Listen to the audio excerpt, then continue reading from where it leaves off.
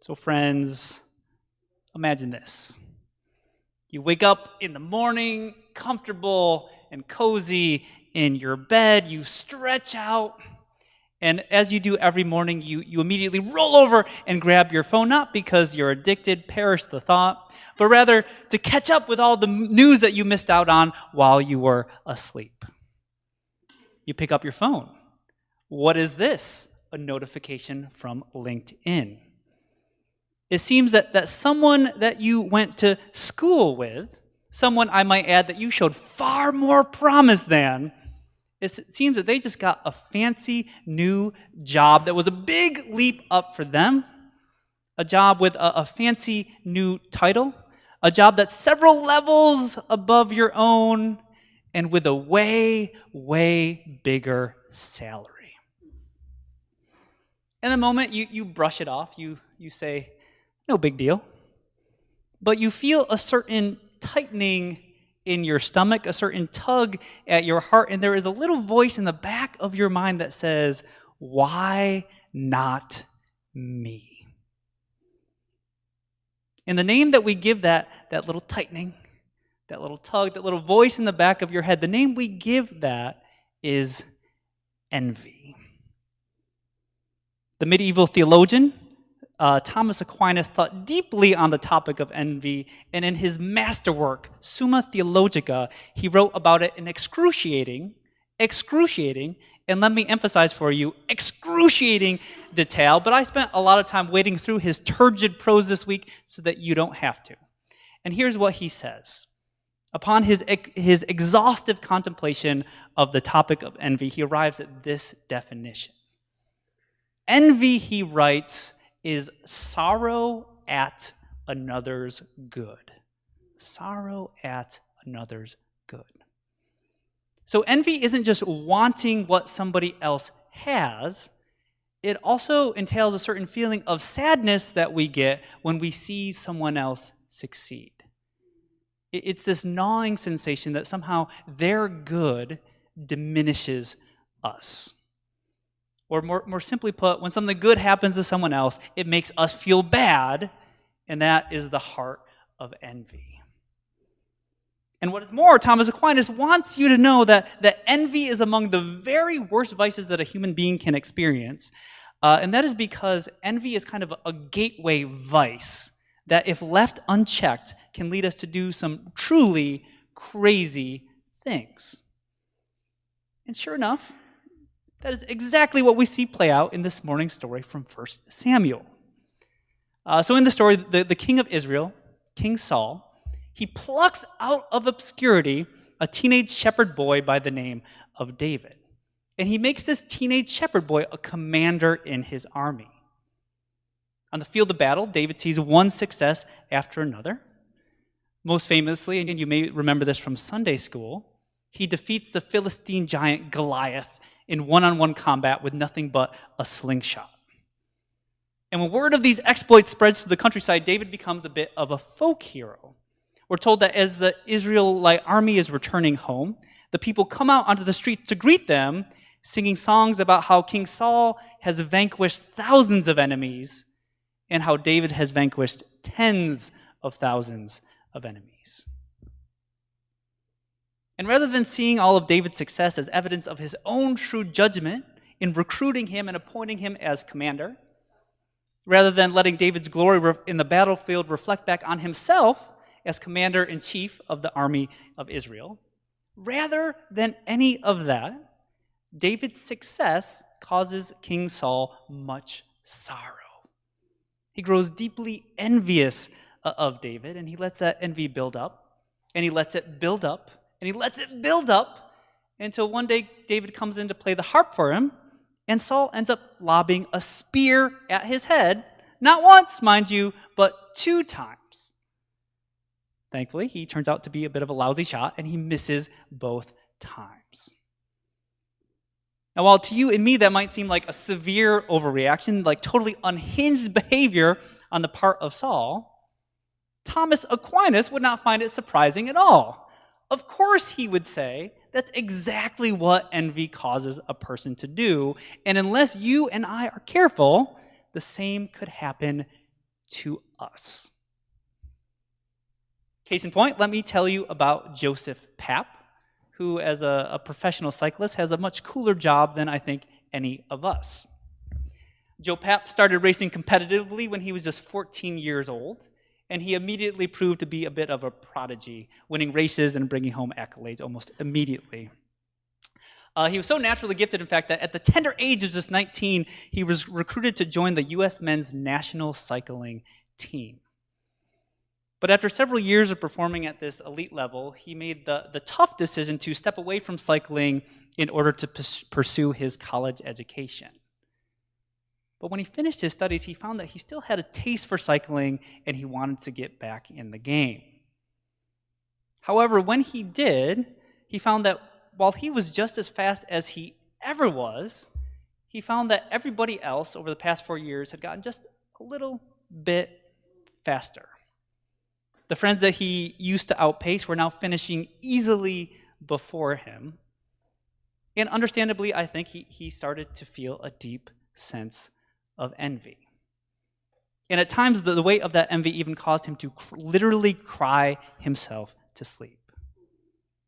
Feeling overwhelmed, he confided all of this in a mentor who recommended that he go see a particular doctor. Joe made an appointment, explained the situation, and was prescribed a drug commonly known as EPO. I can't pronounce its actual name. That's an acronym. EPO. Now, EPO is usually prescribed to patients going through chemotherapy or suffering from anemia. And what it does is it works by increasing the body's production of red blood cells. And as you may or may not know, red blood cells are what carry oxygen to the muscles. And so for a cyclist, more oxygen means more energy, which means more stamina, which means better performance. So Joe goes to the pharmacy, he picks up his prescription. The next day, he injects it into himself for the very first time. And lo and behold, Joe Papp is back. Once again, he is able to keep up. Once again, he is able to compete. And to keep those feelings of envy at bay, he injected himself with EPO the next day, and the day after that, and the day after that. Eventually, Joe moved to a new team, and he discovered that everybody else was also using EPO. They would actually use it openly in the locker room, and it began to feel normal. It began to feel morally okay. But then one day there came a shortage of EPO in the United States, and through a friend, Joe was able to make a connection with a factory in China that actually manufactured the stuff. And so he started importing it for himself directly from the source. When some of Joe's friends got wind of this hookup, they asked him to start importing it for them too. And Joe says, of course, because that's what friends do. Sharing is caring, after all. In any case, that is the story of Joe Papp, a guy whose envy of other cyclists caused him to become the kingpin of an international drug smuggling operation, a crime for which he was convicted in 2011. And it's easy to sit here in the comfort of our uncomfortable pews and say, I would never do a thing like that. I would never lob a spear at someone's head. I would never become the head of an international drug cartel. But what Thomas Aquinas also wants us to keep in mind is that it never starts there, right? It always starts small. And while the Bible story this morning glosses over it, we certainly see that in the story of Joe Papp. Right? It all started with that small choice, that first small choice to go see that doctor. And then that next small choice to go fill that prescription. And that next small choice to take that first injection. And after that first bad envy-fueled decision, the first small decision, each decision after that came a little bit easier and a little bit easier and a little bit easier. And when we think about envy in our work lives, it's easy to imagine how it can start small and grow bigger and bigger and bigger. It can start simply with us withholding our praise from a colleague. When they have a success, we don't say congratulations. We don't hit the like button on that LinkedIn update, which can easily grow into our dismissing their accomplishment, telling others, they just got lucky, or it's really not that impressive. which can easily grow into our subtly undermining them. When asked for feedback, we start slipping into minor criticism. It's fine, we say, but it's not what I would have done, right? Which can then easily grow into passive-aggressive sabotage. Right? All of a sudden, we start forgetting to include them on important emails or forgetting to invite them to group events, which can easily grow into gossiping about them to coworkers, hinting that they don't really deserve their success or they're getting ahead through some unfair means. And on it goes until at one point you're at a company-wide meeting and you find yourself lobbing a spear at their head. Like I said, it starts small and it grows from there. And while envy is a perfectly natural emotion to experience, especially in the workplace where our status relative to others is always up in our faces, in the form of salaries, in the form of job titles, in the form of organizational charts, while envy is a perfectly normal emotion to experience, we can also choose to not let it take root in our hearts. There are things we can do to actively combat it. And I want to admit to you that the advice that I'm about to dispense will sound a little bit hokey, and at very least, it's far more earnest than the advice I usually dispense from the pulpit. However, I think it also has the advantage of being effective. Right? It really works. So here it is. The next time you feel that tightening in your stomach, that tug at your heart, that little voice in the back of your mind, I invite you to pause. And then in that moment, say a prayer for the person that you are feeling envious of. And in that prayer, ask God not just to bless that person, but ask God to multiply their success. Pray for their happiness and pray for their well-being. That's step one. Step two is this. If you are able, then go and actively encourage them. Congratulate them. Add your like to that LinkedIn post. Send them a message or stop by their desk to say that how impressed you are. Let them know that you see their achievement and that you are happy for them. That's it.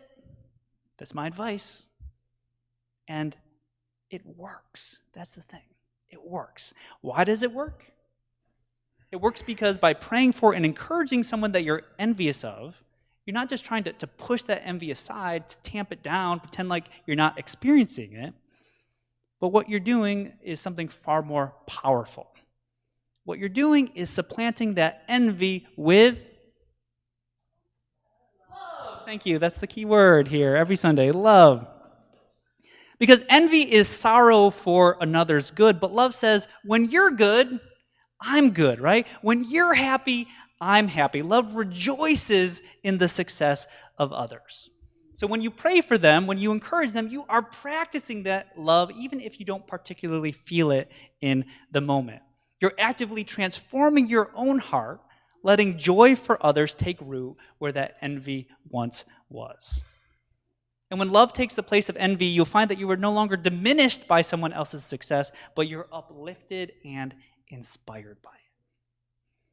Hokey advice, yes, but you better believe that it actually works. So friends, let's make that choice. Let's choose to turn our envy into love. Let's choose to replace our rivalry with celebration. And let's choose to find our own joy in the joy of others. In Jesus' name, may it be so.